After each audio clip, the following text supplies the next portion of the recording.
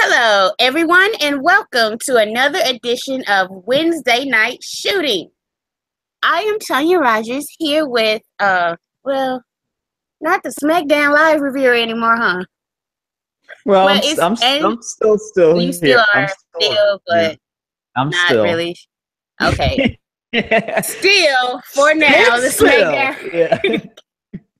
Live reviewer, Andrew M. Swift. Yay, I Yay! guess. Yay.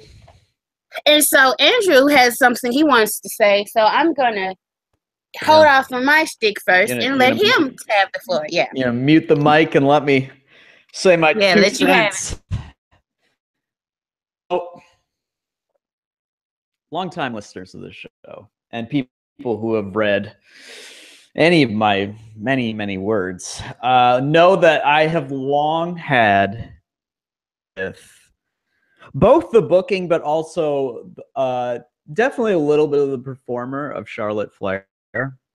And I'd just like to, for the record, for the public record, that I want to take back everything negative I ever said about Charlotte.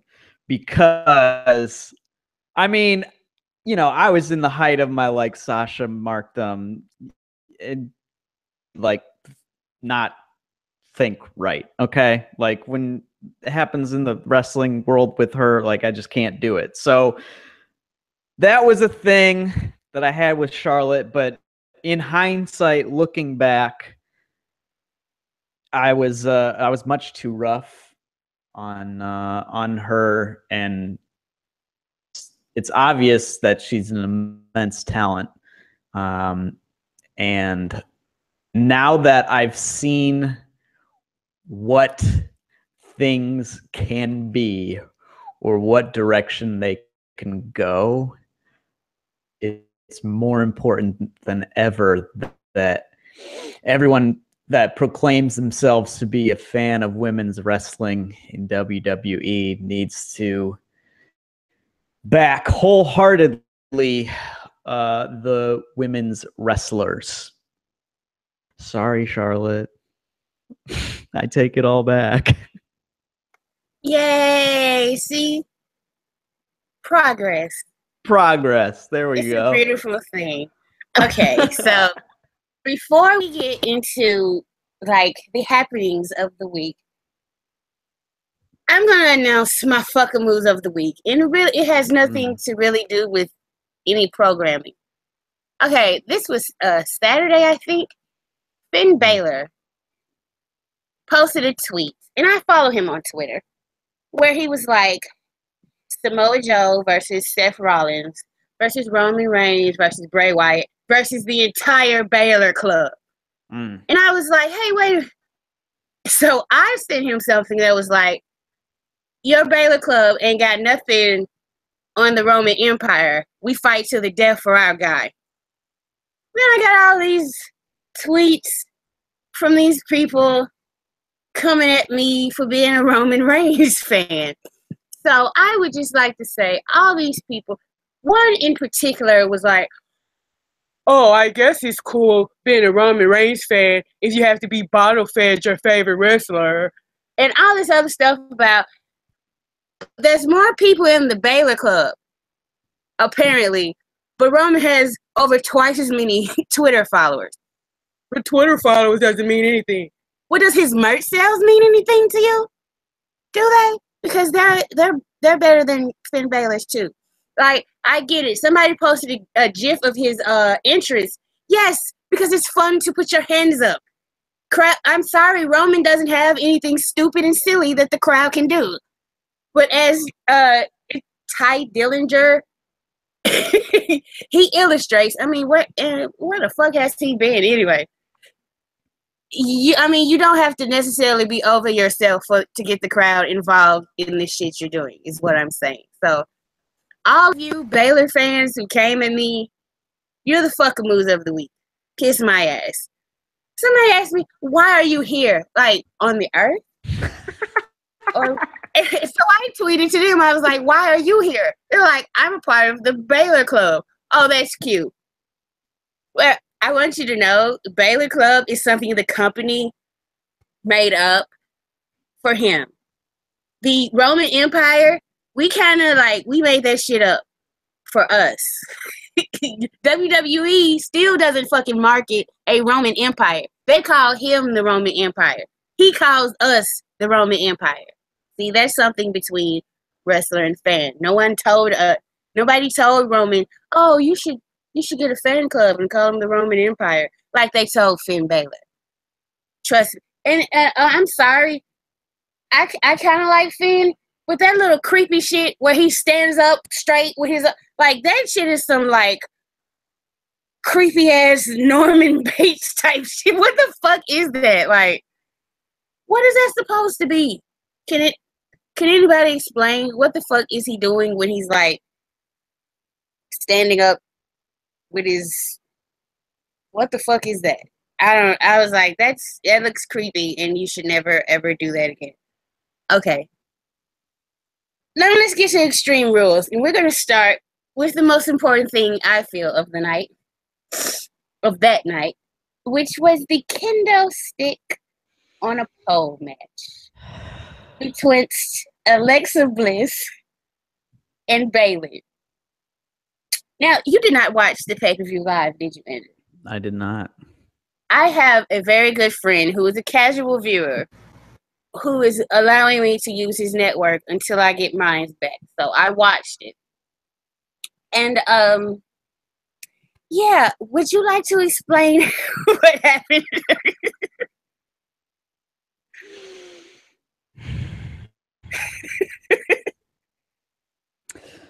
Well, yeah, I didn't watch it live. I watched, was it last night? No, 2 nights. It was during Raw, right?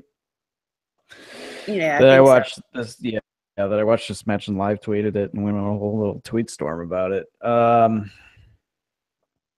Yeah, it was not good. It was about 6 minutes long, and like shit. And from the very first, from her, like, you could tell, like, you just see the look on her face. It's just all the joy was beaten out of her face, and that is because that means Bayley, who is really good at playing this character who has an immense just reservoir of joy inherent inside her, distraught basically, or annoyed or frustrated or irritated or whatever, that like she literally couldn't keep the smile on her face. Like you'd see her try to slip it on and it would slip back off like right away. And this is before the fucking match. Like, holy shit. And the match was very short and not good. It didn't make a whole lot of sense. I mean, trying to make your baby faces look really fucking stupid. I mean, it started with Alexa just walking off to the side of the ring and just motioning for Bayley to go grab the kendo stick. Keep in mind, Alexa is literally 3 feet away from her at all times. And Bayley's like, okay, you're just going to let me go grab it. I'm going to go walk around, but I'm going to turn my back to you. And then, so of course she gets attacked from behind because she's a fucking idiot. And it just went from there. It was just like an immediate, they could do in that match to make Bayley look like shit. They did. Like, seriously, they did. They had Alexa no-sell her finisher. Like it was no thing whatsoever within seconds. Actually, you know what? I counted. It took Alexa Bliss 15 seconds to get up from it. Mm. This is a move that has finished like Nia fucking Jax. Yeah. But yeah, go ahead. Yeah, so, I mean, first of all, on a pole, kendo stick is like a dumb stipulation. It's dumb. I thought in the entire buildup, they had been saying the way they had been presenting it was that only the first person who grabbed it could use it. How I had interpreted it. And granted, I wasn't like watching. I didn't watch like the last episode or 2 episodes of Raw before the pay-per-view, but all the clips and everything I was reading was that very specific in that the first person who grabbed the kendo stick could use it. Now, when you say it like that, there's implicit. When you say it that way, it seems pretty clear that only the first person that grabs it can use it. Because otherwise, why wouldn't you just say something like the first person who gets it will have an advantage? Like the first person who grabs it can use it. I don't. So the language was entirely weird. So that was just very off. And then Bayley like grabbing the kendo stick and then just being like afraid to use it on somebody, on some piece of little shit Alexa. Like Alexa had been a fucking dickhead to her for like a month, 2 months. And all of a sudden Bayley's a fucking kendo stick? Are you kidding me?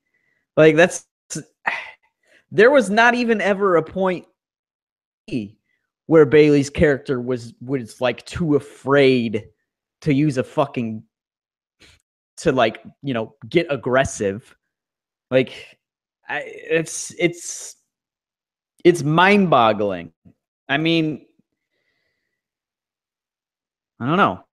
Like I was following Twitter or whatever during the pay-per-view, and everyone were like, "Yeah, that's a burial," and I was like, "Oh, there's no fucking way this is that bad. This is no way it's as bad as people are saying. It's not fucking happening.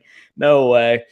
So then when I watched it, I was just like, them folks were right. Like that's, and you know, a very charitable interpretation here. Maybe WWE, this is again very charitable. Maybe WWE realizes they fucked up. They needed to do a restart of sorts with Bayley. That's okay. But the way they did it seems likely to have lasting effects and doesn't seem like something lead people around the character, but instead has like gotten people to give up. That is what I have seen, and honestly, I was already past that point, so I didn't have to have this, this experience live. So, and I got to brace myself for the match. So, I don't know. It wasn't as bad for me because I knew what I was about to witness, you know? But yeah, it's frustrating character. Not even a year ago to who I saw debut on the main roster in Battleground with two like in either the biggest pop or second biggest pop of the year, you know? And it's like within 10 months, dude, you ever getting double chanted, you ever getting out popped by the heel, and you're not doing anything to put her in a situation in which she can thrive whatsoever. And you're just making her look like shit. Bayley never looked like this much shit in NXT. Ever. Even when she was a fucking, like, people didn't know if she was like a psycho, like, stalker, she didn't look this shitty. She was competitive against AJ Lee in the Divas Championship match. Like, she was a psycho stalker, but she was competitive in a championship match. And that was like a month into her NXT run. But this is something, this is a whole new level. And I don't know, it's just mind-blowing from day one. Because, like, at so many different parts of her main roster run, it has felt like, okay, they could this is a little weird maybe, but they could do this. They could go this direction. They could go this direction. They could go that direction. But like none of these options were ever taken. Fizzled out into trash. Like nothing ever. She had no arc. She didn't really have any character other than like what the heels gave her, which was basically like, oh, she's a dork mark. And all Bayley would say was like, yeah, I'm a dork mark. Really enough to get over on the main roster to like crowds that are a lot more fickle, we'll say, than bull crowds in Full Sail. So they've done a real number on her, and it's really distressing to see because all the people who are like, oh, they're gonna fuck up Bayley, and like me.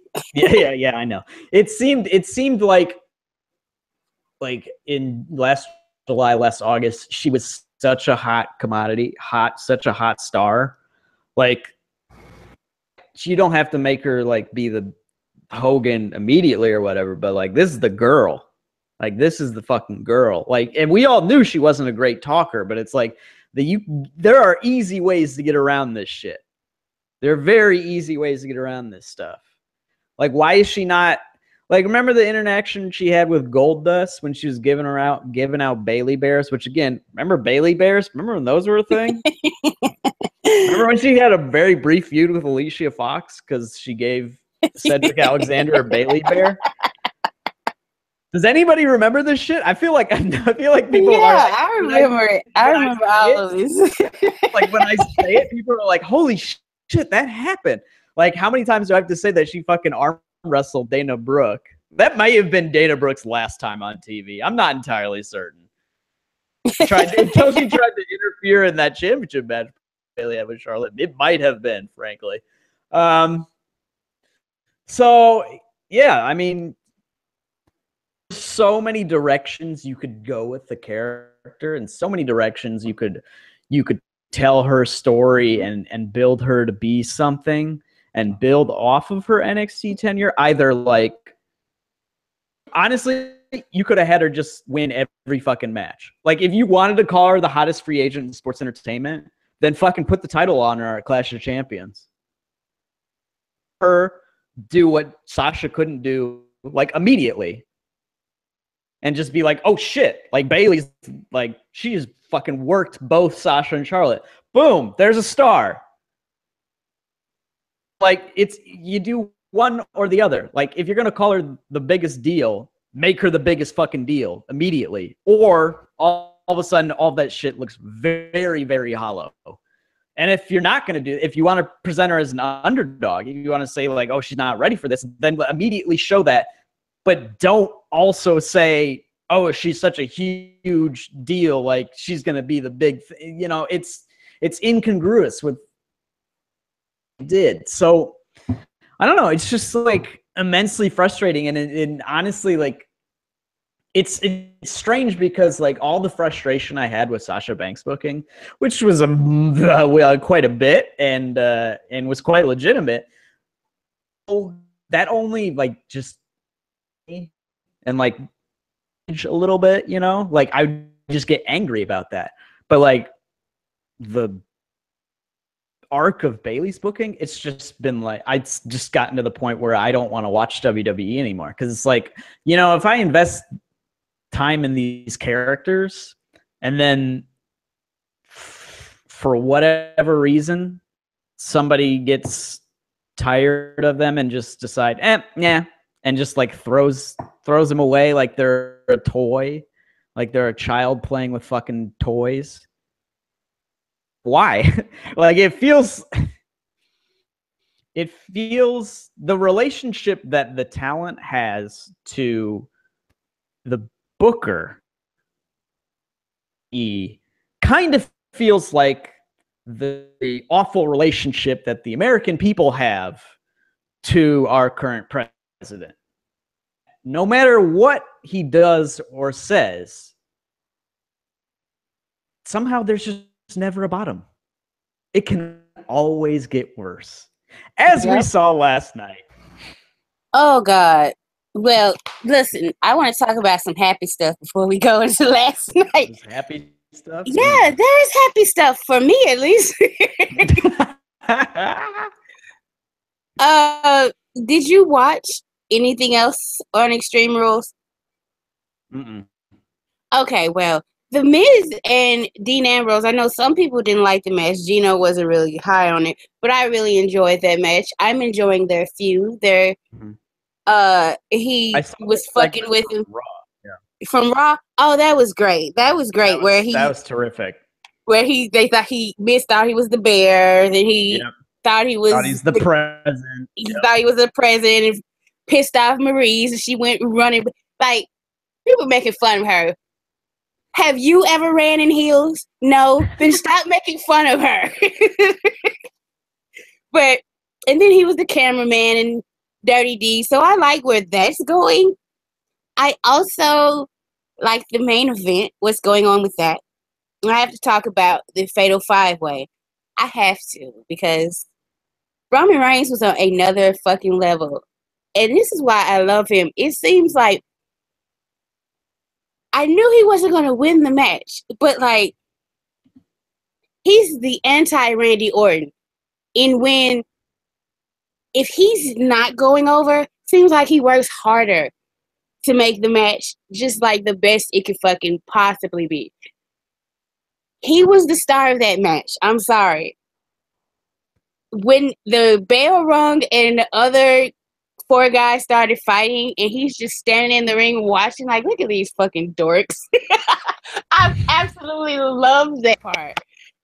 And then he's like taking all these bumps. Like, somebody made up a good point.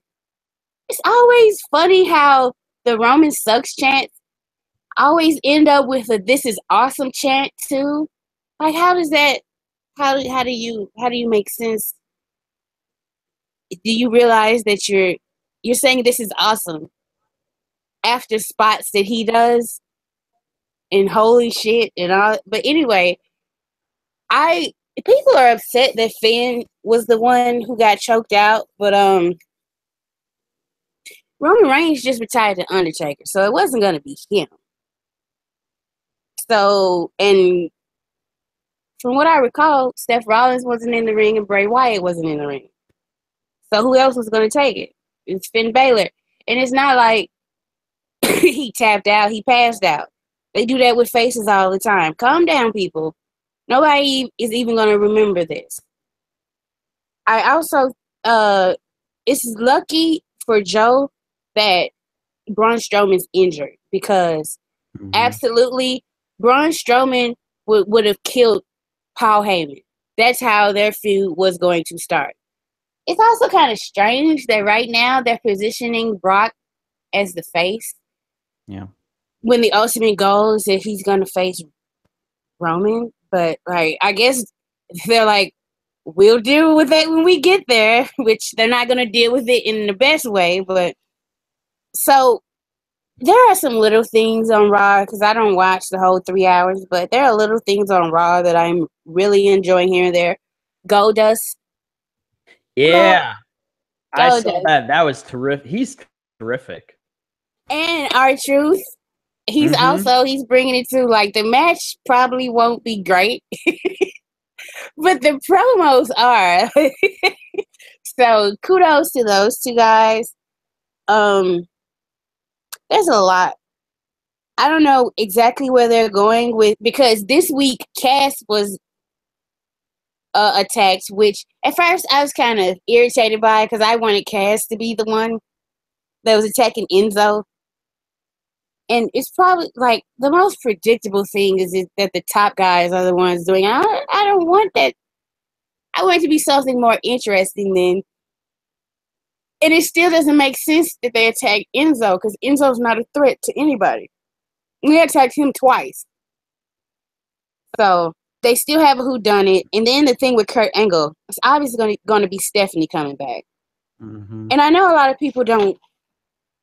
Like, I just don't like it when, like, they're having a feud between middle management. Like, I don't give a fuck about these people. I always enjoy Stephanie on my screen though, so I kind of miss her. I just haven't said anything to anybody because nobody else misses her. It's interesting to me because like the whole text message thing, like from it, as soon as it started, people were like, "What's going on here? This is new. This is something different." Like this, like you've never seen an announcer just get pulled off like camera by the GM multiple times and I'm like going over shit and then it'll be like, oh, I don't know, whatever. So that's like, it's something new, but it's ultimately in service to something that, again, Stephanie has been is a very good performer, but is soul crushing to the show. And like is something that has been there forever and never changes and it's just depressing. So it's like you give people, you're like, oh, this is interesting. And then you immediately you shut it down. And it's like, and then at a certain point, and it's increasingly true for more and more people, it seems like, judging how the ratings they've dropped what, like 40% in 2 years? Yep.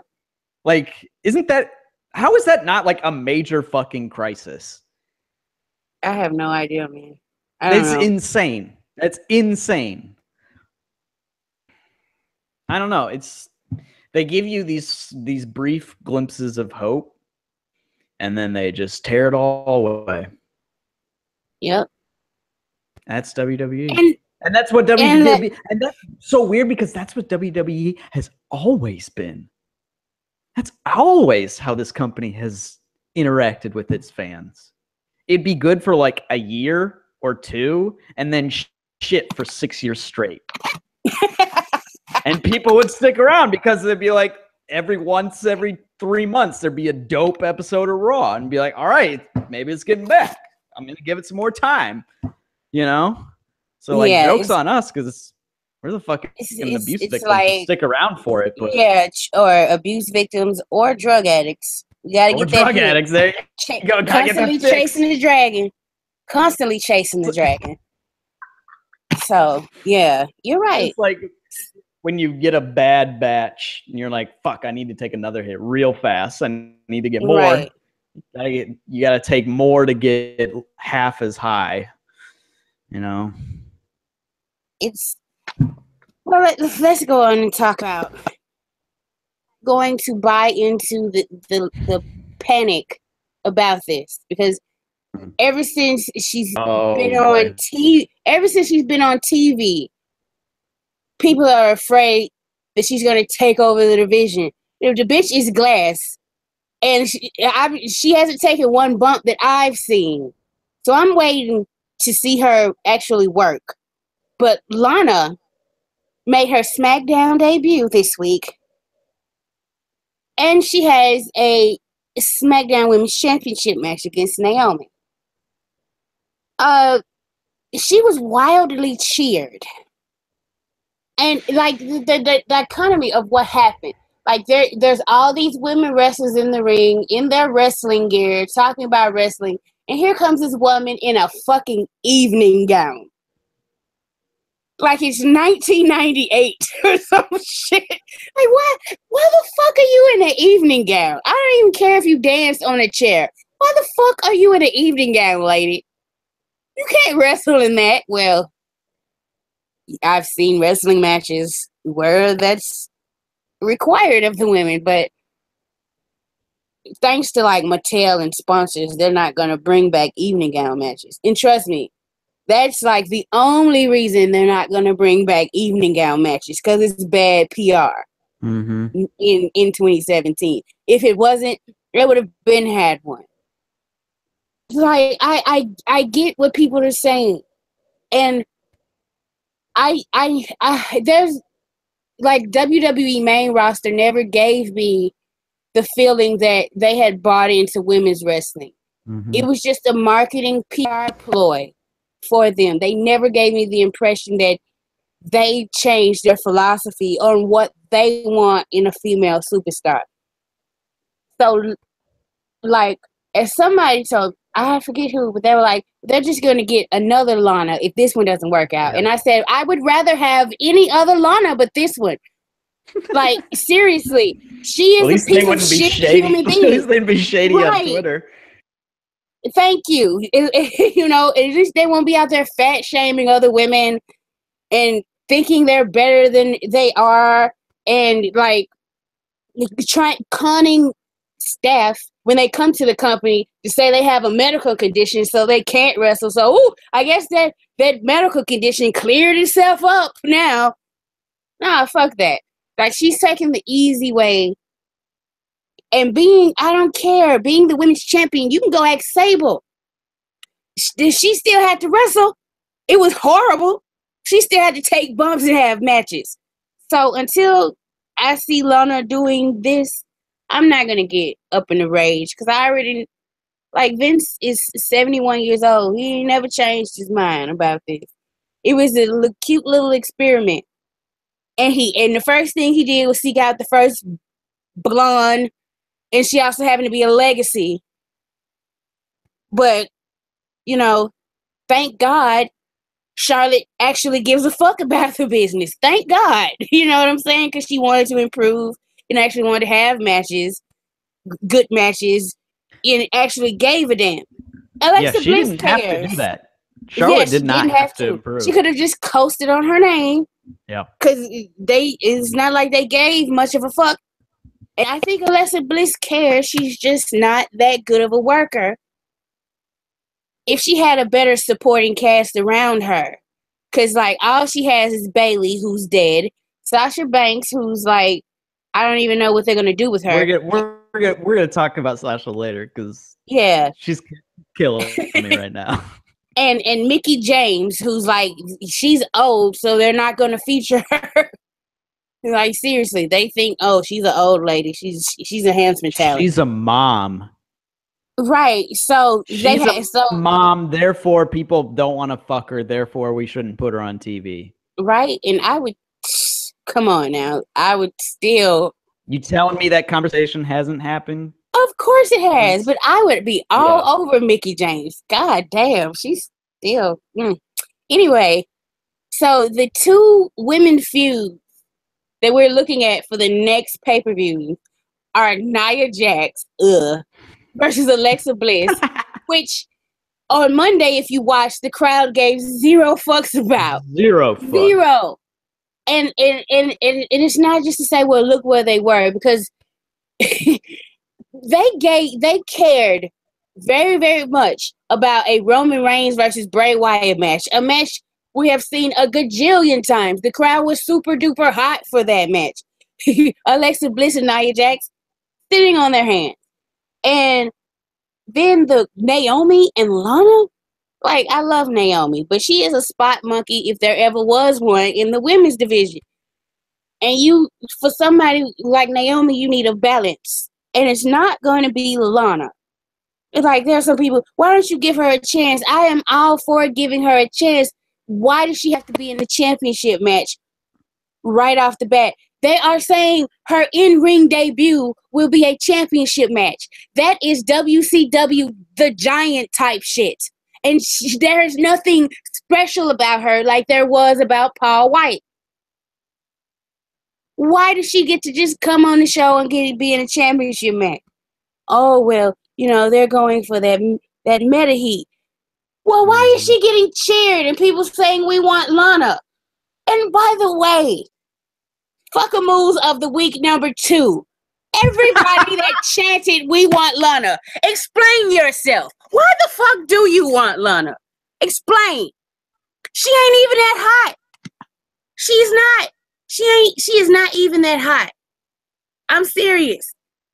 Most of the other women, and it has nothing to do with her attitude. It's just looking at her. She's blonde.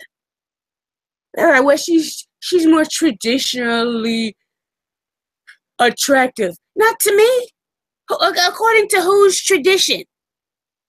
This is America. This is a melting pot. You don't tell me that. That's it's just gross. Ugh.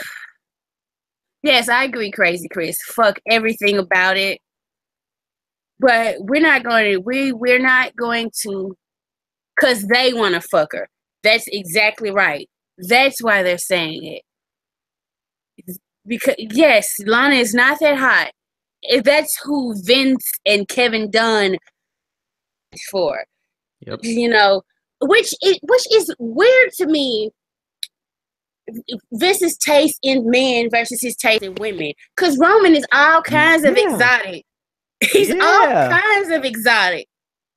But then with women, he likes the straight up boring ass blonde hair, blue eyed woman. Like, what the fuck? Hey, it's weird to me. Like, I know I have a thing for like blondes, but not Lana. Just for some reason, I don't. That sort of says some shit to me. That sort of says some shit. Right? It's internal psychology. You know, he's picking the most basic women. Right. But the men he's picking are very exotic. Even gender. Oh. You know he gets hard for gender. Gender do something for him. That's why Gender got that belt. He want him a Mandingo type of warrior or something. But when it comes to the women, he wants someone all pristine. And Jim Cornette, when he was talking about how they were drooling all over Sable, they were obsessed with her wearing white panties for some reason. And she's... Why? I don't know. And they were like, I bet she's such a lady. And Jim Cornette's like, who the fuck wants a lady? You want a fucking whore that just gobbles the dick and... You know how Jim Cornette is. Yeah. I don't want no pristine. That's right. I want somebody that, you know, when the lights go down, get a little freaky. Lana seems frigid. She seems like her favorite phrase is, "Oh, not tonight, not tonight, honey. I have a headache." Poor Rusev. Poor fucking Rusev. Oh, fuck. See, when you started that sentence, I thought you were about to say her favorite position and only position she accepts is missionary. Oh, of course. Yeah. You can't even pull her hair. She's like, oh, no. What are you doing? I have a photo shoot tomorrow. Meanwhile, Summer Rae's like, pull that shit. They'll fix it. I just don't get it. I just do not get the Lana thing. Somebody has to explain it to me. There are so many beautiful women that are talented, and their talent makes them even more sexy. Like, seriously, that's one of the sick. Like, when Charlotte gets in that zone, she has that face on, she starts doing those flips. I'm like, woo, Jesus. Match. But I don't. It's weird. His taste, like the most traditional dude he had a hard on for him was Shawn Michaels. Shawn Michaels was very much like Boy Next Door, but at the same time, he was very brash and vulgar and in your face. So like he had traditional looks, but he was like a firecracker. So I kind of understood. Like he was one of the only people at that time that would get in Vince's face and tell him to shut the fuck up. So I could understand how Vince was. Ooh, he's got some balls. So I could understand why. But I just don't get it with Lana. I could kind of. Yeah. I could get it with. I definitely get it with Alexa Bliss, but I do not get it with. She looks like a Barbie doll. Who the fuck wants to fuck Barbie? That's weird. The weirdest thing about it to me is I feel like Summer is just a way hotter version of Lana, but also can like talk and has charisma.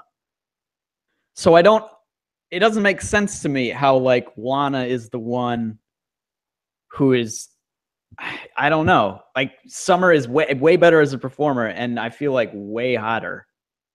But I don't know. I think she's stunning. She is. I think so too. It's so strange. It is so strange. Here's my hope that fucking Naomi beats her in 2 minutes. I know this is not going to happen, but oh my God, it would be so good because it would our expectations. Who even if we hope Naomi will win, like then she'll get cashed in on, or like it'll be like a long drawn out match and not very good or whatever. But like just making it a squash would be something that up and be like, oh shit, they fucking aren't entirely stupid, you know? It's like one of those little bones they need to throw out to get us to hang around here, like for real. It worries me because it feels very similar to the Bayley Ava angle down in NXT. Well, I'm also disappointed that nobody in my review like called me out for being so fucking salty.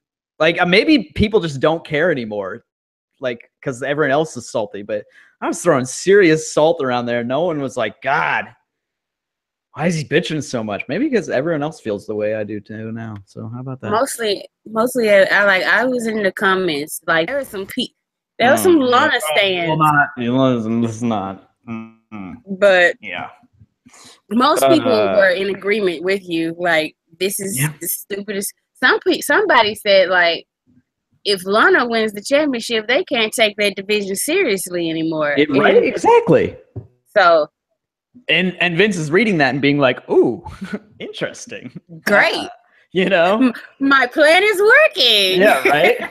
So like, see, everyone was like, "Fucking, they're gonna put Ava over Bayley. They're gonna do it." And like NXT played into it so hard. They played into the meta shit so hard. They had Ava Marie hanging out in Regal's office, getting gifts, thanking Total Divas viewers and shit. And like they played in, and like everything they did, it was overbooked to fuck. And then Bayley still came out on top. And it was just like, she just went against the like corporate world and won. And it was like I literally in my Bayley onus, I said, I called that entry Defender of the Legacy, because it's like she was defending like the horsewomen's legacy and like women's wrestling in NXT against like these people who did not appreciate it, or were the antithesis of what NXT had become by then. So like Naomi will either lose, which holy shit, or she'll win and then immediately get cashed in on, because then it's just like, oh, she won, but then it's like champion. And it's like I like Carmella as an act quite a bit. I think she's a really good like promo, and I think she's got like her head around everything. I just don't think she's like very good in the ring. I mean, she's clearly not good in the ring, but it'll be like they'll give you the moment and then they'll take it away immediately. But like if this was NXT and they were trying to make a baby face, like Bayley would have gotten cashed in on after beating Ava, after overcoming a crooked ref, interfering constantly, Ava cheating constantly, beating Ava, gotten cashed in on, and then beating the cash-in person. Because that's what NXT does. They're like, oh, fuck, this person's up against it. And then they win, and you're like, yeah, they won. And it makes you fucking feel good when you're watching. Why is that so fucking hard to do on the main roster? I don't get it. I don't either. And it's not like their business is doing well. The ratings are collapsing. Their house shows numbers are not good. Actually get corporate sponsor, like legitimate corporate sponsorship, because they keep running these generic foreign heels, like trashy carny angle shit. And their audience is getting older and older because this shit is not cool.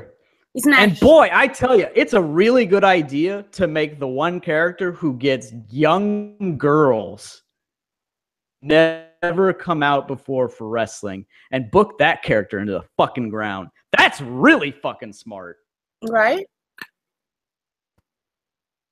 I told myself I wasn't going to get upset. Well, we all knew that was a lie. That was never going to happen. So, well, I mean, it's all you guys' fault for not loving Roman Reigns. So, It's I all you fucking rooted for Roman Reigns over The Undertaker. Where the fuck are the rest of you? Pieces of shit. It's get on board, damn it. Get on board. Get on board. Buy Please. Roman Reigns merchandise tonight. Buy his merch. Stop booing him. like a note you buy that, like, leave a comment or whatever, being like, I'm buying this shirt so that Vince will push other faces as well. Please. Please do. Please do. Like, because it's Lord, it's sudden death. It is down to the wire. This is the fourth quarter. God damn it.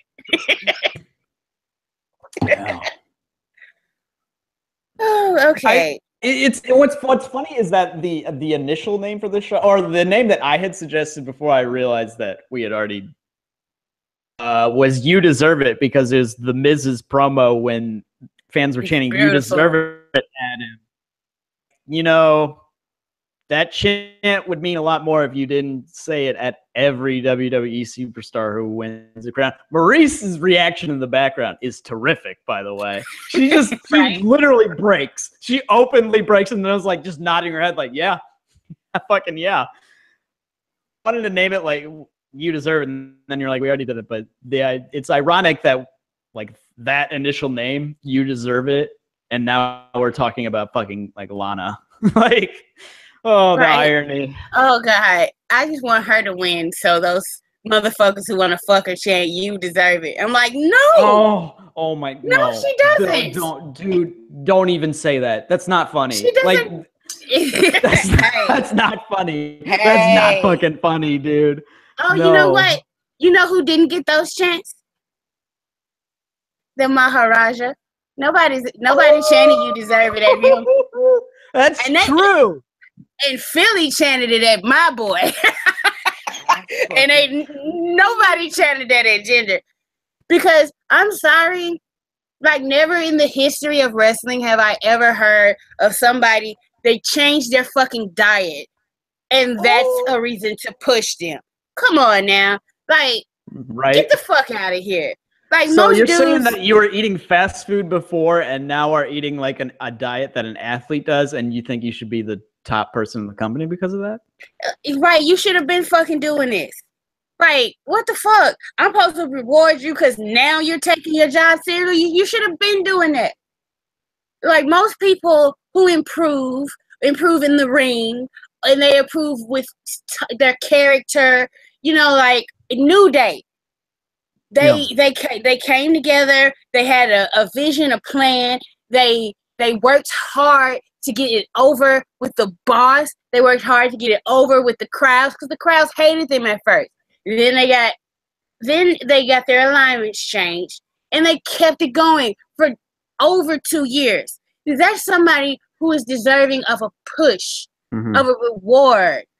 Like, Dana Brooke works out shit, but she ain't improved much on television.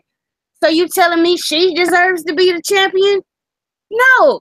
That's like, you're supposed to fucking do that anyway. That's a part of your job, asshole. Like, no, he gets no fucking, oh, that's a lot to do. Yeah, but it's his fucking job to be in shape and look good for TV. That's like basic thing you're supposed to do in wrestling. You don't get no fucking credit from me. Because all of a sudden you're taking it seriously. Fuck that shit. He is like, and please miss me, everybody, with, his presentation. Well, kudos to the people who are presenting him. But he ain't doing shit to earn my applause, praise, nothing. Nothing. He's done nothing. He still sucks. His championship celebration, I was watching it and I was like, this is cool as fuck. And then he opened his mouth and it was over with. No, I'm sorry. I am not a mark. I'm a smart. The bells and whistles don't do shit for me if you don't have just a little bit to back it up with. Just a little bit. And people give Bray Wyatt shit, but Bray Wyatt is actually sitting there trying to come up with some interesting shit for y'all to listen to. It's not interesting, but at least he's trying. He's trying on a character front, on a storyline front, entertaining. How the fuck is your diet entertaining me? I'm sorry, that's my rant for the week. Like, I just cannot. All his diet and his presentation. It has fuck all to do with him as a performer.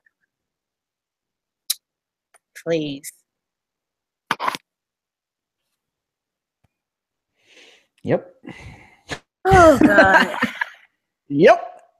It's just, I don't know. The thing with Jinder and now Lana is it's people all of a sudden, for some reason, just newness is like inherently good for like a segment of like fans.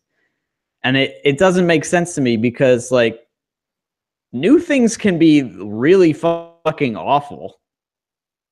Like, right. New things can be really terrible. There's nothing inherently good about something that's new. Clearly not good. It's like, why? It's fresh. Like, that is such an indictment on the state of the product. Like, the product is so fucking shitty and so fucking boring and stale and same old shit every fucking week that they will look at bad performers and be like, it's different than the trash we've been watching for 25 fucking years. Go for it. So with that in mind, something new and fresh, we should bring Russo back because everything old, if you go a long while without it, it's new again. Back, and we can have swerves every goddamn week. Yeah, and we can have in these storylines where people are just having sex with each other, just for the pop it gives the crowd. Let's do that. Let's just bring Russo back. That'll be new. We can have swerves every week and championships changing 3 or 4 times in one fucking show. That's new. We've never done that. Come on now. We gotta start expecting or demanding better. That's why, like, even if I like a wrestler, if I don't like what they're doing, I'm going to say so. I've never been the type that's just like, oh well, you know, this is new or this has never been done before, but it sucks. Jinder Mahal in this position sucks. It does. It's not interesting. Oh well, the crowd is booing him because he's standing up there saying, "You people." The first thing you want to do, like the easiest way to get heat is to talk shit about the crowd. Easiest thing in the world. And I know most heels do it. And they're like, well, heels get cheered now. That's great, but where was all of this worry when AJ Styles was getting cheered as a heel champion? Nope, I didn't hear all these people, oh, we have to find some way to get people to boo AJ Styles.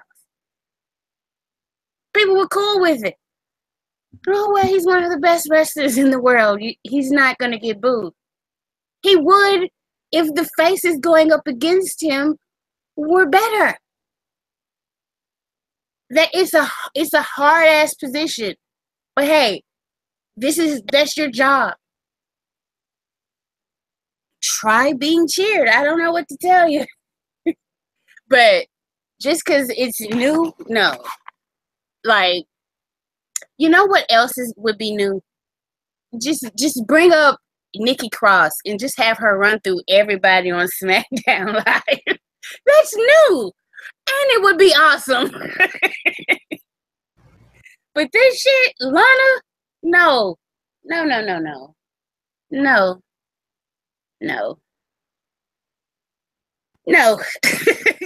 But so do you think they're not going to have like a Mrs. Money in the Bank walking around with the briefcase?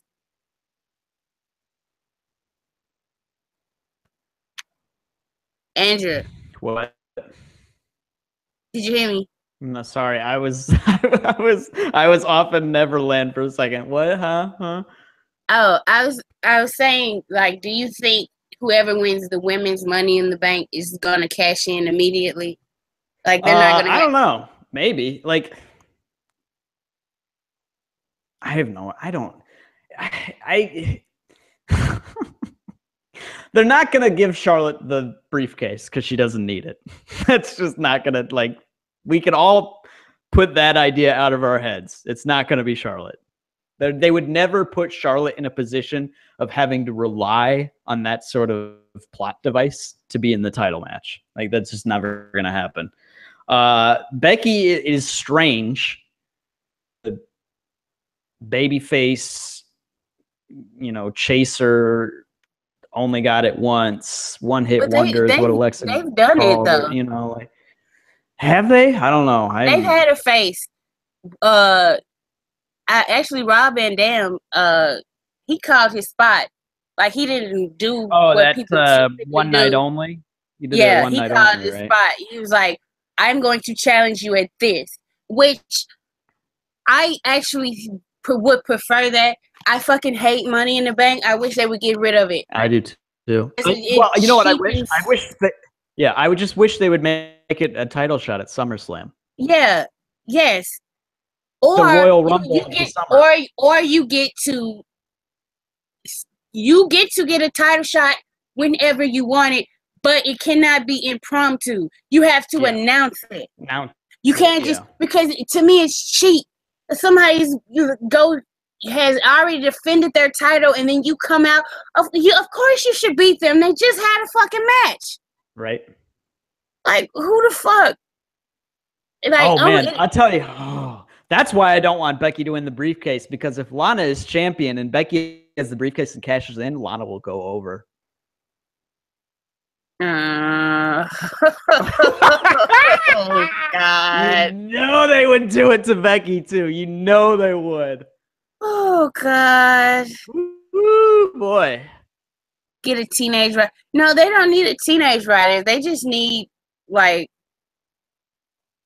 they need writers who like wrestling, period. They need writers who like wrestling. They need some women. They need some people of color. Like, right.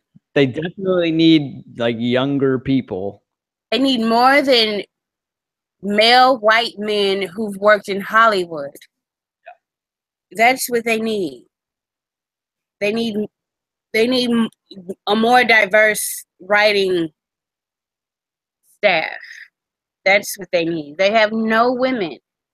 And this is my whole complaint. It's like, when Braun Strowman attacks Roman Reigns, he's not jealous of him. But when the Welcome Committee attacks Charlotte, they're super duper jealous. And I'm like, what the fuck? Like, no. Women have more than just, like, 2 or 3 emotions. we run the gamut, just like men. Like, sometimes we're competitive. You know what I'm saying? We're just as competitive as men. It's not like, oh, she has a better skirt than me. I hate that bitch. I like that's why people love the Icons and they do a great job. But to me, all I see is another Mean Girl. It's been done over and over and over and over and over. It's not original. Wait, God did you just say shit about the Icons? Yes, I always talk shit about the Icons and their gimmick because they're fucking mean girls. That's all they are. Okay, and what? And what? And what? They're just terrific, though. Catty mean girls. They're catty mean girls. It's a different. No, it's not. Yes, it is. It's like a more like comedic thing. I think it is. No. There's a distinct difference in the way that Sasha and Summer, Dana and Emma, and the Icons have played this role.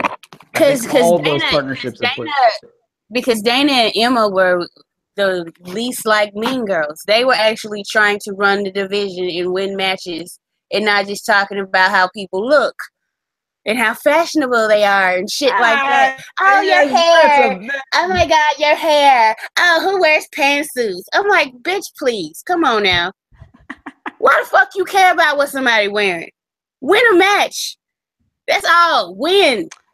Paige won tonight. What are you talking about? Get out of here with that shit. Finally, they won. They don't care about winning, though. They don't. They were losing to Oscar left and right, but who cares? She wears pantsuits. Ew. I wouldn't even let my grandma wear that. Okay. Yeah. And I'm just sick of that. We need different. Like you're a man. You don't get it. You know. Like there definitely could be more death there. That's all I'm saying. Yeah.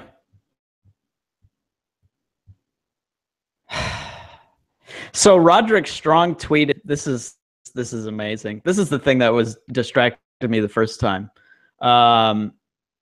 Bobby Roode tweeted, or the NXT account tweeted a picture of Bobby Roode, and it said, "You're winning matches finally, real Bobby Roode to Roderick Strong." And Roderick Strong quote tweeted it and said, "Says the guy that's just an entrance." It's like scratching chin face. Oh, wow. Sweet Jesus. That is hot shit right there. That is awesome. Right? Put your belt on that man. Put my belt on fucking Roderick Strong. God damn. Oh, saying what we all think, huh? Yeah. Saying what we all think. All fucking think. Which I'd rather have Bobby Roode as WWE champion than Jinder Mahal. Oh, there's no question. Bobby Roode can cut a promo. Right. He's like, this not shit. the best wrestler in the world, but like the first match he put on with Nakamura was pretty decent. Is far better than anything Jinder has ever done. And Jinder's had matches with like AJ Styles and fucking Sami Zayn, and and everything has been trash. I actually prefer Bobby Roode's championship matches over like the last slew of championship matches. You know what? I'll agree with that take. I'll agree with that. I have. So, I think his people are talking about him in the ring, but I'm like, shit, I'm entertained. Shit. I am. So, he was better than Samoa Joe. More interesting than Finn Balor to me. So, hey, there you go. Finn, I don't know what the hell happened. Easy in NXT, apparently. Finn was fucking coasting down in Florida. I have to give it to him. It's very hard to keep up with Roman Reigns in a match, especially a multi-person spot monkey match. But he was right there with them. He had some babyface fire. He was taking all of the abuse from the two big slow dudes. And by the way, how fucking... You are the worst performer in the match, Samoa Joe, and you win. Like, come on now. Like, people... I just hope Brock, like, sees Samoa Joe as a challenge and can get something out of him. But otherwise, whew, it's going to be a challenge because Samoa Joe's kind of round and solid. So I don't know how he's going to take all those suplexes. Like, I have no doubt that Brock can suplex him. I just, the visual. I don't know how. He's not going to be able to, like, flip and die like everybody else does for him, I don't know. But can we, for a second, just have a sidebar and talk about Great Balls of Fire? Oh. We've never made... I realize we've never made fun of this. Like, when the name came out, we basically ignored it. So it's like... And we have a very good reason to bring it up and make fun of it now because we have official acknowledgement from WWE, from a superstar in WWE, that the Great Balls of Fire logo is indeed a dick and balls on fire. Which, by the way, seek medical attention immediately, sir. Yeah, right? Like, that is... If your penis is burning that bad, I tell you what, for A, who have you been fucking? And B, go to the doctor right now. Immediately. You might need to go to the fucking emergency room at that point. Like seriously, there might not be any salvation for that. Yeah, you might just need to give it up. Like, I'm sorry. I really want to know, like, I want to have, like, Roman's feud set because I swear I am going to die. I want to see him say Great Balls of Fire. I don't know why. That would just make my whole life to see him because he's out trying to act all tough and hard. Tough and serious, and yeah. He's like, at WWE Great Balls of Fire, I'm going to. Like, no, you. How could you do it with a straight face? The only person who said it like is Samoa Joe. Samoa Joe can say anything and make it sound cool. Like, yeah, right? Yeah. He's great at that.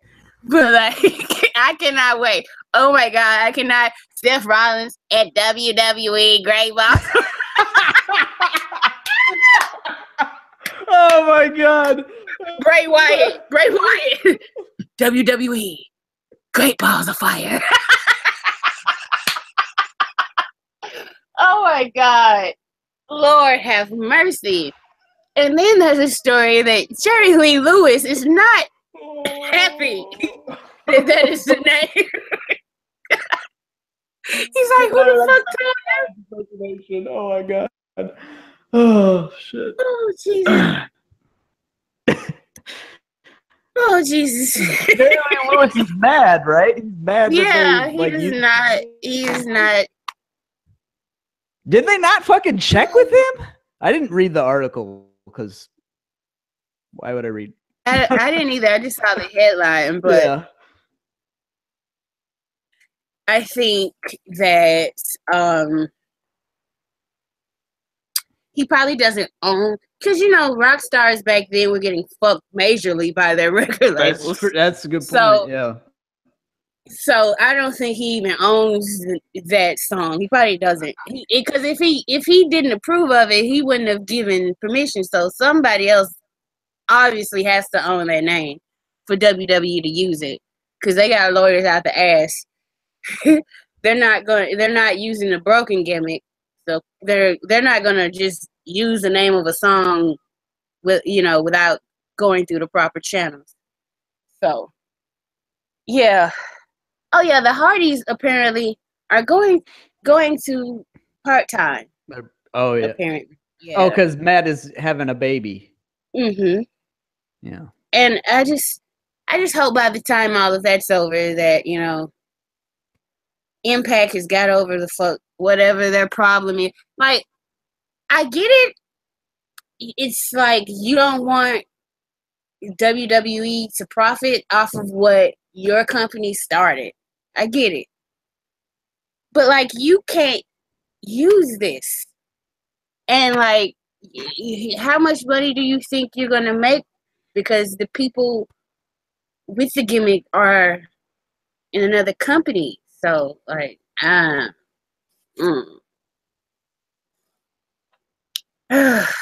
that's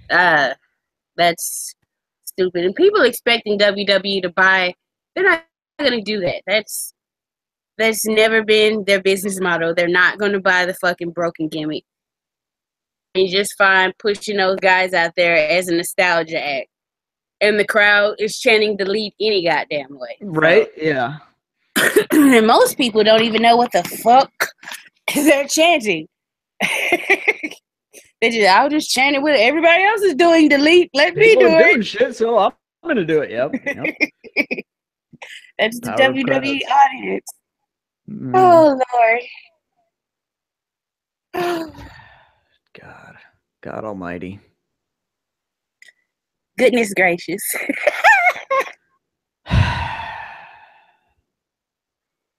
So, I'm just ready for like this whole month to be over with. So maybe the build to SummerSlam, things will like be looking better. John Cena's coming back on Independence Day. On July 4th, so he can get interrupted by Jinder Mahal and then do the job for Jinder Mahal in Brooklyn. Oh, you know what? If he jobs to Jinder, then there's no way in the world that I want to see John Cena versus Roman Reigns. Yeah. Because there's no fucking point to it after that. A win means nothing. Yeah. It means anyone can beat John Cena then. It means absolutely nothing. And you can just have John fighting geeks and losing to those geeks. Don't even do that.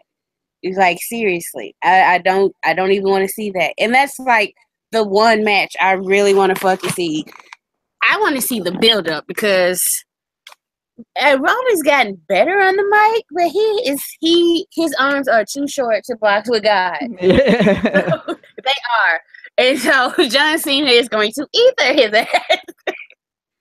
And I just want to see what the fuck he could possibly come up with to go against John. But if he loses to Jinder, I just don't even bring him back. Let that be his retirement match. Let that be John Cena's last fucking match. No. Oh, it's gonna happen though, isn't it?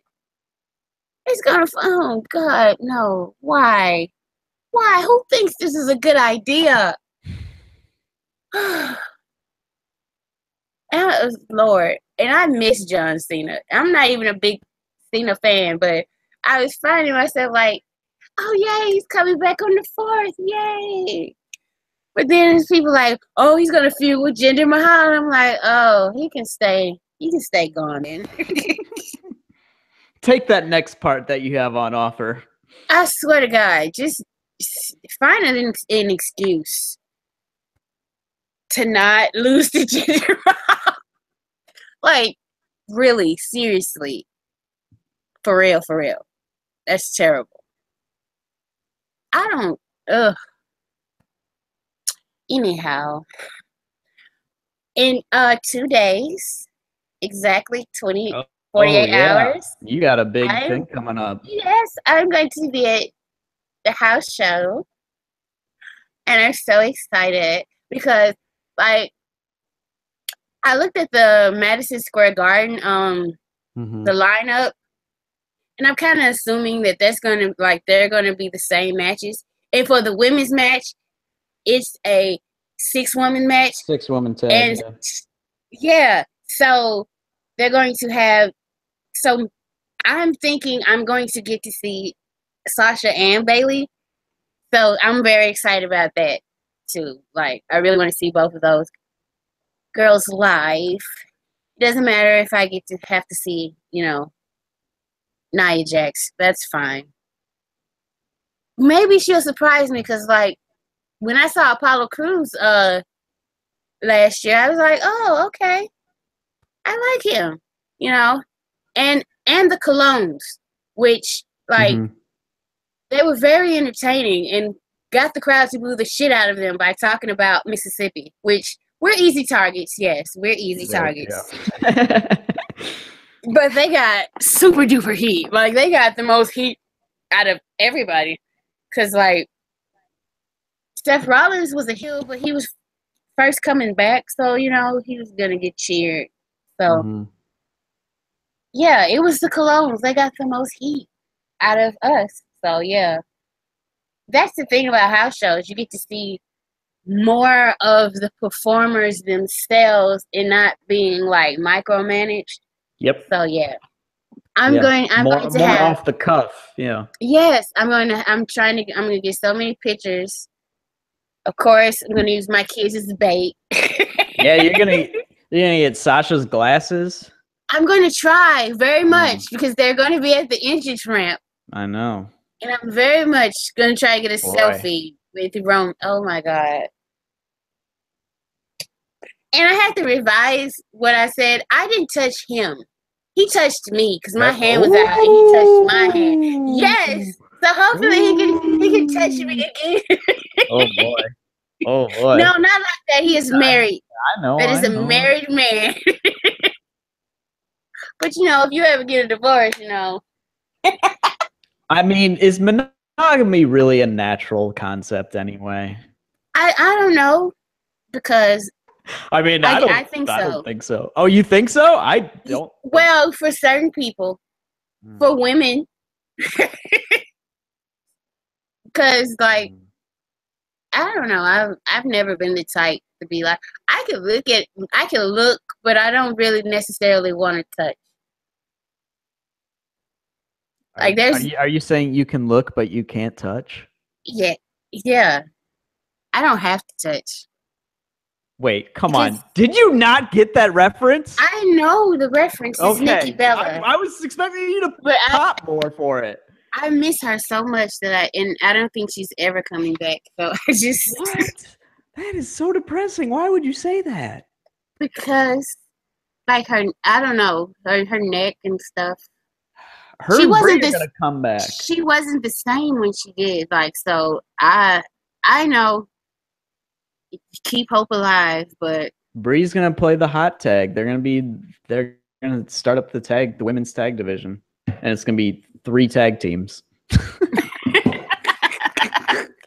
you think that when Bree comes back, they'll both be on SmackDown? I think so. You know what? I hope so. I'm here for some Bellas. And Daniel Bryan will be back too. Yeah. I will say this for Shane. He was terrific with Lana last night, both in the ring when he's like, yeah, this is not working for me. It's just like, good Lord, Shane. He's just like that. It felt like a shoot, didn't it? Absolutely felt like a shoot, especially when you combined it with the Talking Smack appearance and him just literally straight to her face from 2 feet away saying, when they're sitting down in a room, saying, yeah, you don't deserve this. And then, like, after she walks up, just, like, laughing. I'm just like, Shane. Yeah, like, I swear to God, that was not in character whatsoever. Right? Because usually when he's in character, he's even nice to the heels who cheat. Yeah. He's fair to them. But he was, like, laughing at Lana, like, who the fuck she thinks she is? Like, the most ravishing. Bitch, do you not know Rick Rude? Right? Like, that's an insult. That shit. She couldn't even lace Rick Rude's boots. But knowing her, she probably don't know who the fuck Rick Rude is. No, she got no fucking clue. Yeah. God. No fucking clue. So we got to deal with that until that's over with. Got to deal with Lana and. See, that's the thing. And somebody was like coming at me because I said, I'm really not here for like Lana being the focus of the women's division and Jinder being the focus of the men's. And they're like, well, Jinder is not the focus. I said, if they are, Lana isn't the focus right now. But if they both, if he's the champion leading into the second biggest pay-per-view of the year, he's going to be the fucking focus. Especially if he's feuding with John Cena. Yeah, exactly. And I'm not here for that. I'm gonna be skipping SmackDown. And I don't want to. I actually want to enjoy this stuff. That's the thing. If you make a complaint, there are these segment of fans who think your displeasure is a personal affront to their fandom, and they have to set you straight. Shut the fuck up. Like, if you like it, go over there and like it. Why do I have to also like it? Like, it makes no sense to me. Why are you defending shit to me? It's garbage. You like your garbage, that's fine. I don't. We're at an impasse.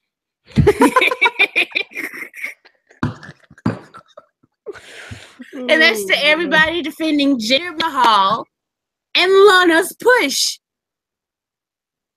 I can't get jiggy with either of those things. I don't see the value in either of them. I don't think it's going to be enough of an impact in India to make that much of a difference. Whether they just push somebody else, just like Jinder, and they would have liked that somebody else too. Right. Seriously, I don't see the point. But I don't run this company. Maybe it'll work. Like, and it kills me. SmackDown gets one extra viewer, and Jinder Mahal is working. more people are watching. Like, man, shut the fuck up. Come on now. No. These are people who are watching anyway. Oh, well, when Randy Orton was champion, yes, viewers went down after WrestleMania because that's what happened in WWE. Viewers go down in the weeks after WrestleMania. Otherwise, why are the viewers stabilizing on Raw? Just cause? There's no gender over there. What's going on with that? So, like, all the selective, I'm gonna give this person credit for the ratings over here, but I won't give this person credit or some stupid bullshit like that. It's just the company doesn't care. Vince is literally doing whatever the fuck he wants. He does not care what we want, and we're watching despite it. So I don't care who they push as long as I'm entertained, and those two things are really not entertaining me. The stuff with Bayley, like, when I saw the match, all I did was just chuckle, really, because it was just like, of course. That's all I thought. Of course. I thought maybe after WrestleMania, like, maybe Vince is bought in, but no. As soon as Alexa Bliss came, it was like, whoop, time to bear the shit out of her. And that's exactly what happened. So I'm like, okay, well, that was nice while it lasted, I guess. But I was always saying, I don't know how Bayley's gonna work for somebody like Vince. There's no way to sexualize her in his eyes. So I don't know. Like, Sasha could work better for him because there's a way to sexualize her. He's tried. Lord knows he has. She had to say on Talking Smack, hey, I am married. I was just going to bring that up. I tell you what, that I feel like she's been knocking it out of the park lately in terms of being really intelligent. Like that bit where she repeatedly said, I'm married, guys. And the fact that it's like a shoot type program too. So she'd be like, oh, it's just, but like she's clearly getting that point across that it's like, I can't do a romance angle, but it's the shoot program. So like I'm just shooting, what? That was really fucking smart. And then there's an extra added layer because her husband's not at home watching. He's backstage watching. Oh. And he's been very supportive because, like, he made her gear to match Rich Swann's gear. Like, she is not leaving Makazi, Vince. Yeah. Stop it. Give it up. Jeez. But yeah, she's been killing it with that bit. The bit on Raw when Alexa walked in and she just says no and flips her hair and walks off. I was just like, that was dynamite. That's making the most out of your time right there, because Sasha looked like the most important female on the show just by doing that little bit. That little bit. And oh God, oof. I don't know, man. I don't know if these two feuds they have planned. I just don't know, man. Women's wrestling taking a big hit with this shit right now. We got a women's classic tournament down in Florida, and they're gonna run an angle. They're gonna Lana's gonna bring back the Divas Championship or some shit. Well, there you have it. Hey, that might do it. Think of the heat. And people are gonna fucking cheer. Oh my God! Yay, divas! We want divas. Okay, this is literally the darkest timeline. It is. It's getting there. This is the darkest timeline. Yeah, and the darkest timeline is supposed to be Roman Reigns breaking CM Punk's streak. That'll never happen because Roman Reigns he's been champion for what, 60 days total? He's had four championship runs, 29 days total. Right? It kind of feels like that. Oh yeah. But this is the guy you're trying to make the guy. The fuck? Yeah. So let's have a small sidebar about CM Punk. Okay. Oh, my poor CM Punk. He is taking L's all over the place. And it is not a good look for him. And some people speculate that he might want to come back to wrestling now. But I think he's still angry and bitter. And nothing about WWE gives me the impression that they've changed at all. So, like, the only way I can see it working is if he comes back as a part-timer. Because then he would get booked really good. Because he's a part-timer. And you also have to deal with the idiots who are under the false assumption that he had a problem with part-time. He didn't have a problem with them. He had a problem always losing to them. And there's a difference. Right? Which is the point that everybody on the roster should make. Like, these guys come in out of the blue. They're old as fuck. They beat me and go home. So I just look like a loser and look like and make the old era look better. So I don't know, but hopefully he keeps taking those L's because I do want to see him wrestle. And that's where I am with that. I've never seen him. I mean, I've seen on the network, but like I've never seen him wrestle a match. Like live. Yeah, as it happens. Yeah. He's very good he's a very good storyteller. Like I know he blushes, he's a little sloppy. I mean, I don't care about botches. That's the part. It's a part of his character. It's like there's a level of authenticity that you cannot fucking buy. And very few people have what he has. So he was made for wrestling. I know he got his heart broken. He was disenfranchised, but you don't have to go back to WWE. I would watch him anywhere. So that's where I am with that. Just try it. Do one little off indie show and see what happens.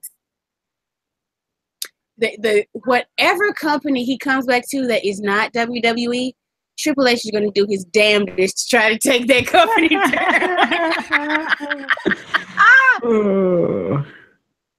And the only company that could probably survive it is New Japan.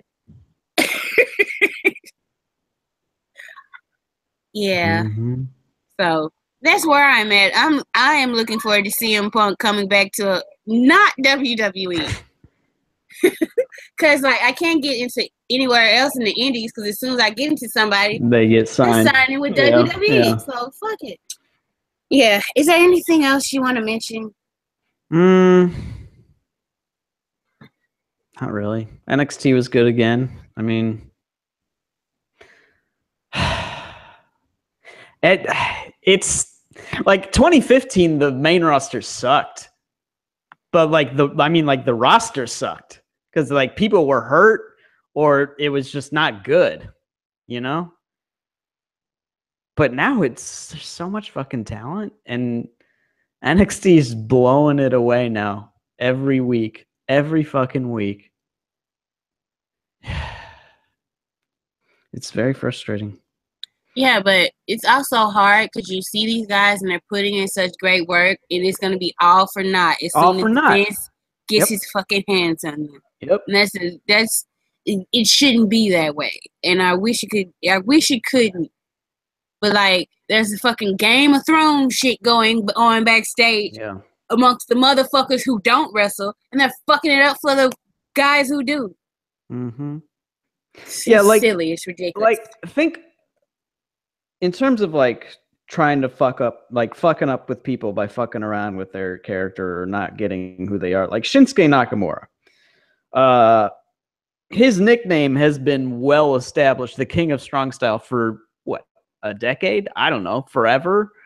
And he comes into WWE, and his first match was Sami Zayn in NXT. Pure strong style. They were hitting the shit out of each other, beating the fuck out of each other. Nakamura was like licking blood off his own fucking face. Like, it was lit as shit. And then he gets up to the main roster, and they start trying to like do like, okay, he's a rock star. Like, yeah, sure. But like, that's not, they're like, he's a rock star, the artist known as Shinsuke Nakamura. And it's like, they think he's just eccentric. And it's like, they're not pushing the fact that he will beat the fuck out of you for real. Right. He's a badass. Because he was an MMA fighter. Right. Like, he would beat you. He would fucking work you for real. And it's like, they just don't get that. Or and Vince his matches get that. And his matches are pretty. He works. Sale. Yeah, he works underneath as a regular old baby face, and it's just like, first of all, he works on TV every week, which they didn't even do this with AJ Styles back in the fall. AJ worked like one TV match a month, you know, and like barely ever worked tag matches. Like, the only tag match I can remember AJ working is the one with Miz, where James Ellsworth was supposed to be the partner and Miz took him out. Yeah. And now it's just and poor Kevin Owens is literally nothing. He was better on Raw. He was in a better position on Raw with Jericho winning all his matches for him. Yeah. Than he is here, because now he barely gets time to talk, which is amazing because they don't even have that many very good talkers on the show.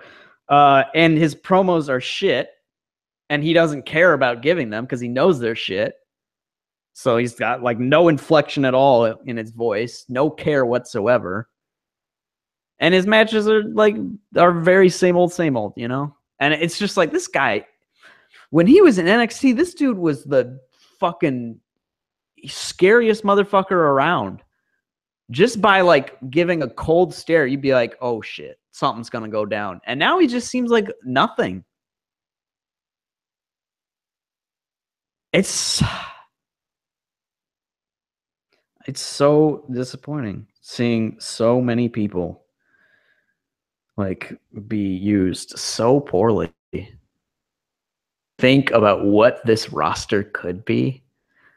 Like, if you take like peak Kevin Owens, like using Nakamura correctly, fucking peak Sasha and Bayley, I'm telling you, man, it's just bizarre.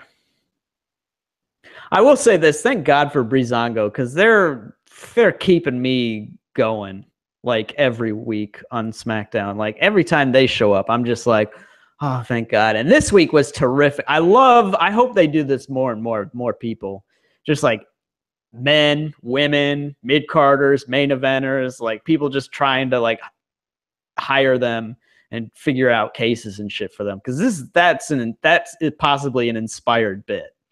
Like, that could help literally everybody on the show. You can literally help every single person on the show just with that gimmick.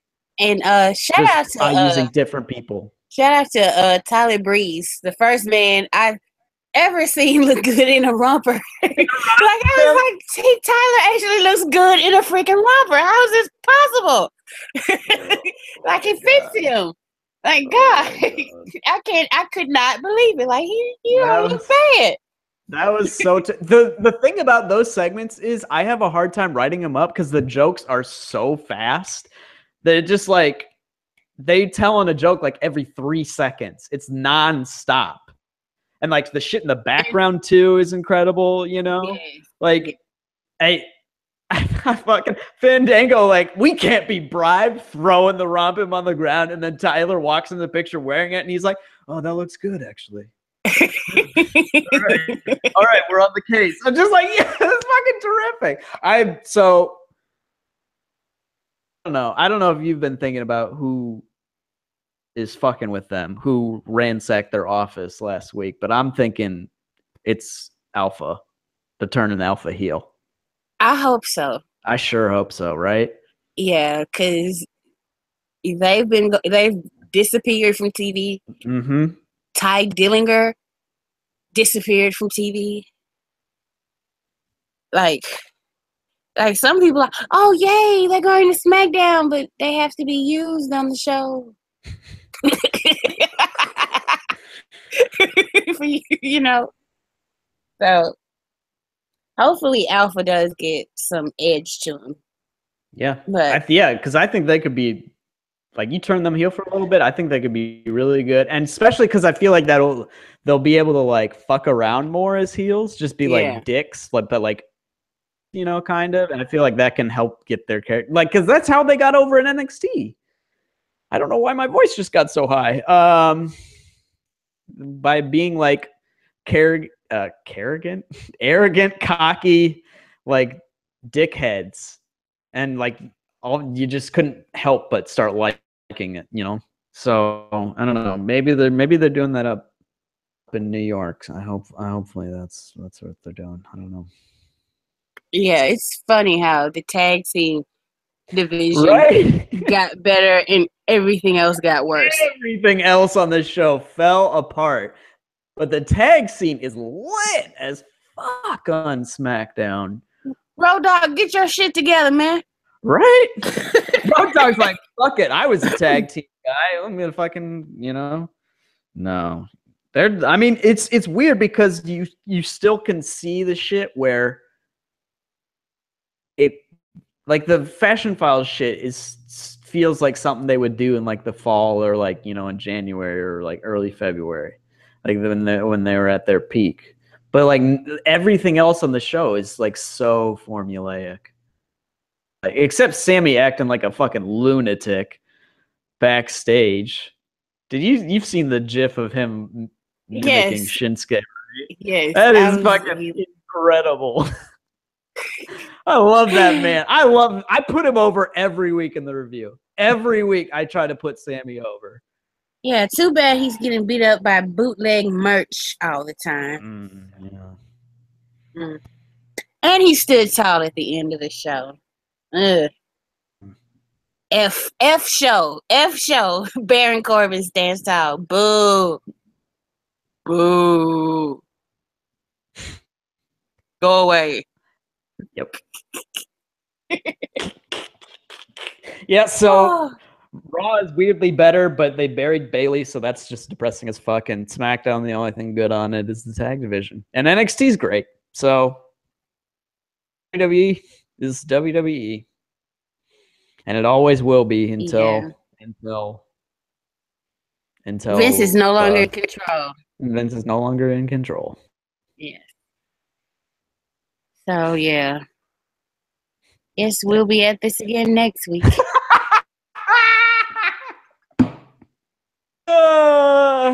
Maybe. Yeah, I mean, they might fucking break us even more. You never know. This could be our last show, everybody. It's entirely possible. Right?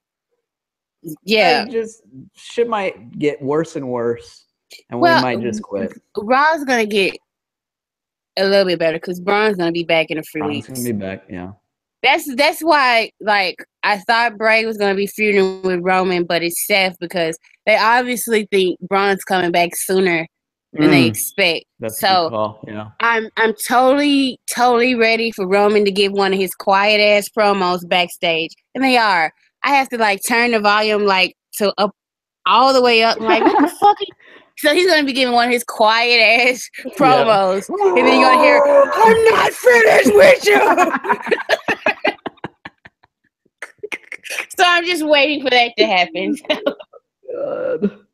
Probably after Great Balls of Fire. Oh, Jesus fucking Christ. Where is Great Balls of Fire? I don't know. Why did I just Google Great Balls of Fire? Like, that's gonna help. I need to add WWE to this. See, is Sasha Banks on the odd-looking Great Balls of Fire logo? It's bad. I added WWE and I got the same exact result. Hold on. Dallas. Okay. Oh, Dallas. July 9th. July 9th.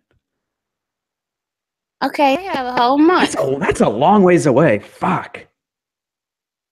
That's not good. I thought it was going to be in like 2 weeks, like all their other pay-per-views. Dude. Oh, that is not good. That is a long way away. It is. Yeah. So Braun might actually come back before the show then, I think. Or the show after, like July 10th. Yeah. I feel like that's the latest I can see him coming back. I don't know. Maybe we'll see. Who fucking knows? So Takeover tickets go on sale officially on Friday, so I can't wait to buy that. And you going to Takeover? Takeovers are always hot.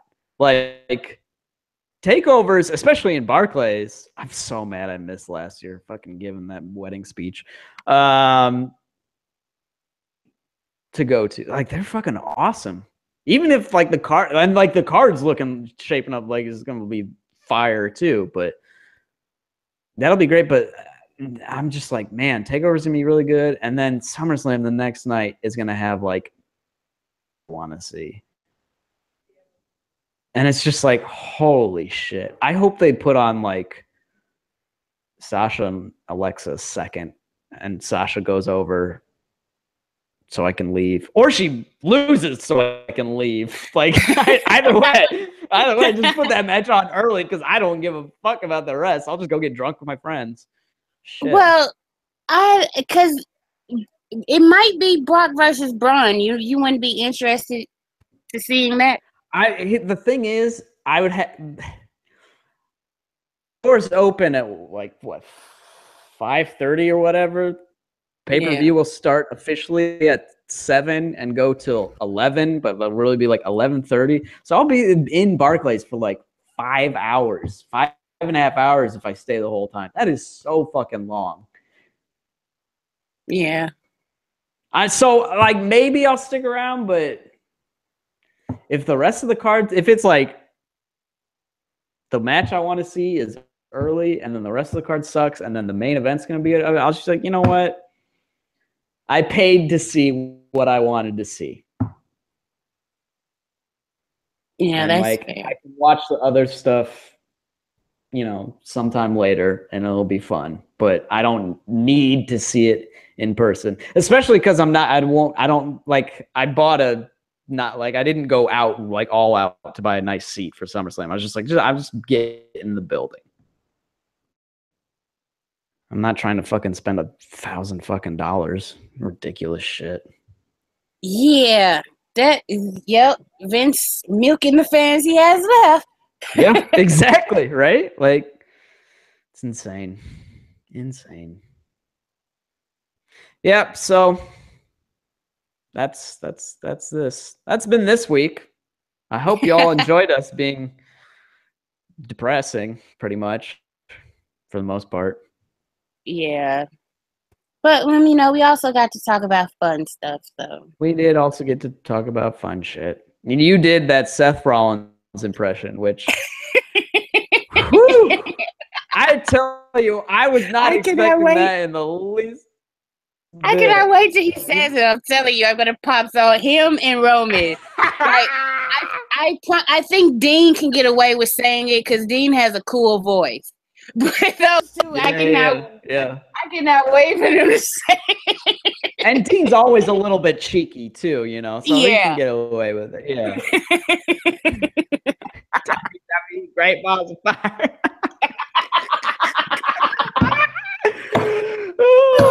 Okay, let's go. Get out of here. Get the fuck out of here. Let's get the shit out of here. Okay, bye. Everybody go hug yourselves.